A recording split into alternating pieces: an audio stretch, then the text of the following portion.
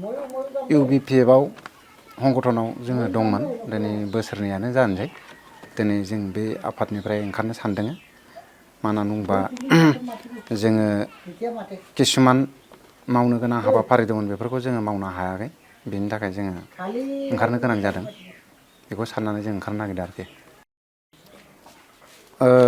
आङो जिल्लानि रां बान्दारिमोन आरो आंजों लोगोसे दङ आंनिनो लोगो फुंखा नार्जारि आरो जिल्ला माबानिबो दख'रानिबो दङ आनसलिकनि जोङो अरुन बसुमतारी आरो लोगोसे राजिब बर' आरो लोगोसे दंबावो मधु कुमार गयारी आरो लोगोसे दङ बिजय राभा जोङो गासिबो ओंखारनो सानबाय आरोखि बे आफादनिफ्राय रिजिगनेसन होबाय आरो रिजिगनेसन होनो सानदों बेनो जोङो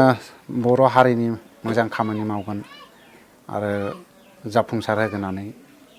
मिन्थिनानै साननानै हाबदोंमोन नाथाय जों जेसेबांसिम दा मिन्थिनो हादों बा साननो हादों बेखिनिखौ जोङो मावनो हायाखै आरो मावनो हागोन ना हाया जों बेखौबो बुंनो हाया बेनि थाखाय जों गोबां बिदिनो साननानै ओंखारनो गोनां बायद' जादों ओंखारनो सानदों आरो जों बेनो आरो बुंनो गोनां उसुबिदायाथ' जेबो गोलैयाखै माने जोङो हाबदोंमोन दा रायजो राजाया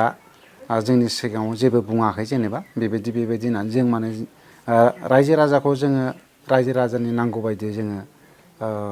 लाबोनानै जेबो होफैनो हायाखै आरो दिनैसिमाव जों जेबो मावनो हायाखै बेनि थाखायनो जों बे आफादनिफ्राय ओंखारनाय जादों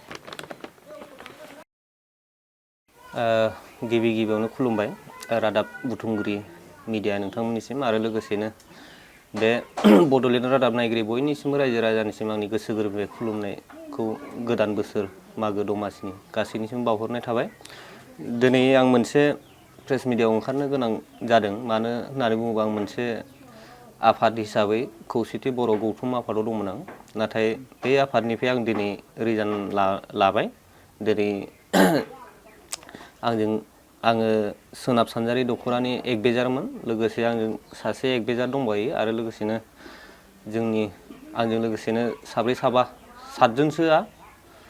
सा 7 जों जोङो खौसेथि बर' गौथुम आफादनिफ्राय जों ओंखारनाय जाबाय।